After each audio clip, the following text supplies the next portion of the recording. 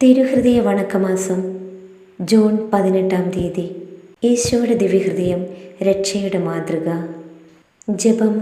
സ്നേഹം നിറഞ്ഞ ഈശോയുടെ ദിവ്യഹൃദയമേ, ഞാനിതാ അങ്ങേ സന്നിധിയിൽ സാഷ്ടാംഗമായി വീണ് എൻ്റെ പൂർണ്ണ ഹൃദയത്തോടെ അങ്ങേ ആരാധിക്കുന്നു. അങ്ങേ ദിവ്യഹൃദയത്തിൽ എൻ്റെ ആത്മാവിനെ ഞാൻ ഭരമേൽപ്പിക്കുന്നു. സമാധാന പ്രവാചകനായ ഈശോയെ, പാപത്താൽ വിരൂപമായിരിക്കുന്നതും കോപാഗ്നിയാൽ ജ്വലിക്കുന്നതുമായ എൻ്റെ ഹൃദയത്തെ കടാക്ഷിക്കണമേ. കോപിച്ചിരുന്ന കടലിനെ അങ്ങേ തിരുവചനത്താൽ ശാന്തമാക്കിയല്ലോ.